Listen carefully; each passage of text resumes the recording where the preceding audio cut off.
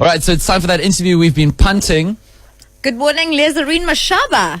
Good morning. Welcome to The Hype. I'm so happy to talk to you. I think you and your organization are doing great things. Of course, talking about Activate Change drivers. So, Lezerine, I'm just going to go for it. Why do you think it's so important for young people to take part in the democratic process?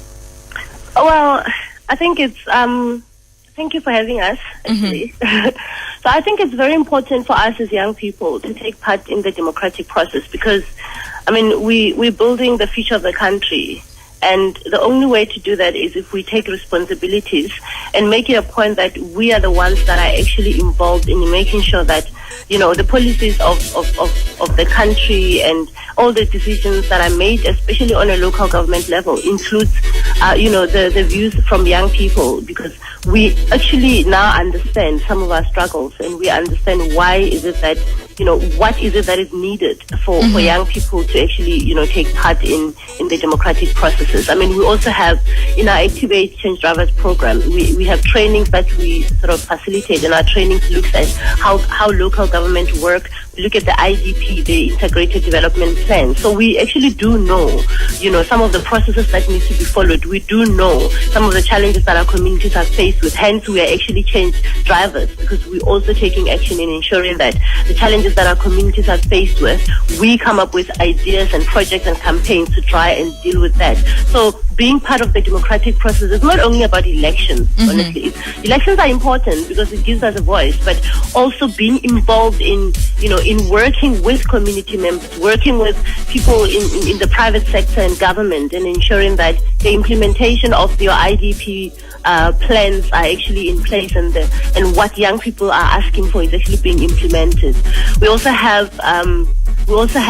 very strong in accountability and holding ourselves as young people and holding government accountable to delivering the promises that they're making, especially because when the process of IDP is you get the community, involved. You get government is supposed to get community involved in terms of planning and say what are the challenges in this community, and then the plan comes out of what the community says. So the implementation of that is very important that we as young people are also part of, so that we can hold them accountable, also ourselves accountable in ensuring that we're part of the processes. Definitely. So it's very important. Yeah. So Lezerine, just in case someone is listening and they would also want to become a change driver, how does the youth, how do we get involved?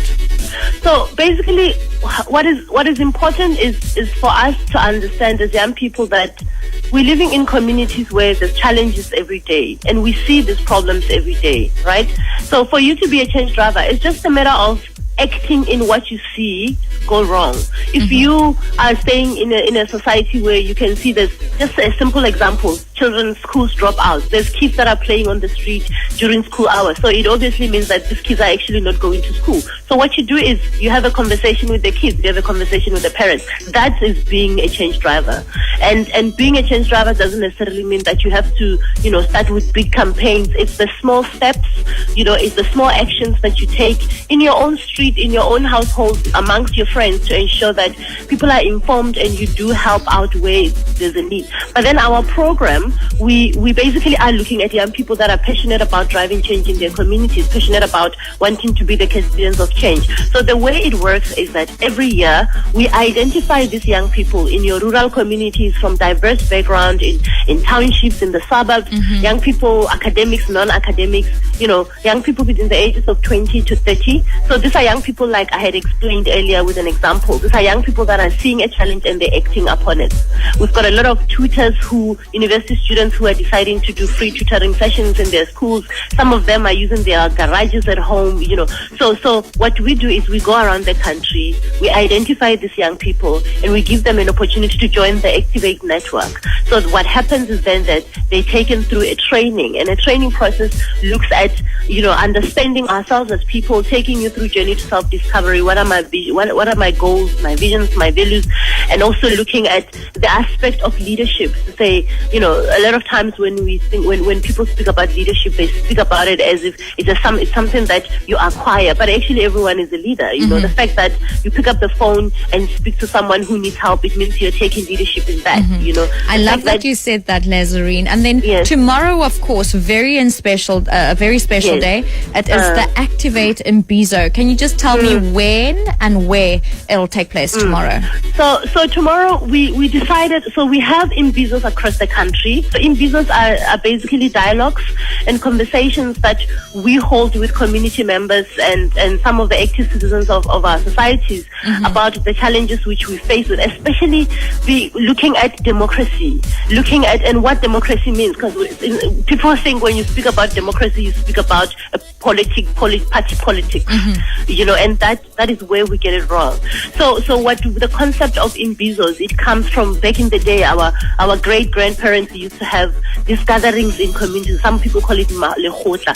So these are the gatherings where we say, come together, let's share ideas, let's build our communities together. So strategically, we're looking at the Imbizo we're going to have at Robben Island Museum. We're looking at this space specifically because this is the space that had held a lot of our political leaders, specifically, your Nelson Mandela, who actually stayed in that place, and they were there and were thinking about how they can build the societies that we live in, how they can give us, the freedom that we're sitting in today. But then the reason we're going back to that place, tomorrow we're going to redefine our democracy in the current South Africa, because it made sense then. It was easier. I think it was not easy in terms of the process, but the cost was clear. They were fighting towards freedom, right, and liberation. So what are we fighting now? Because we are active citizens and we are in the societies where we're working so hard, but yet our problems keep escalating. So we need to redefine our struggle. What is our current struggle? What is the meaning of democracy in our current South Africa today in 2016?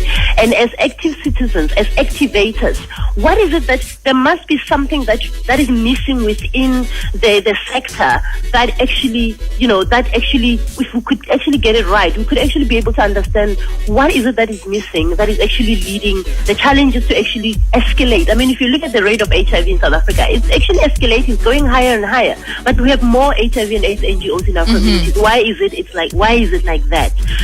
We've got challenges on unemployment, identity, so many poverty. So yet we have active citizens. So tomorrow we're going to sort of just redefine and reflect on ourselves as active citizens to say there's something that we're not seeing, and we need to look at that. We need to understand what our current struggles is, and do we really understand what those struggles are, and how do we deal with our struggles. You are saying some important things. We're, of course, talking to Lezerine Mashaba. She is from Activate Change Drivers, the Activate Imbizo, taking place tomorrow at Robben Island between 11:30 and 2 o'clock. Very important things, redefining the democratic process, and then also asking the question, what is our struggle? What are we fighting for in 2016? This is The Hype on Goodhope FM.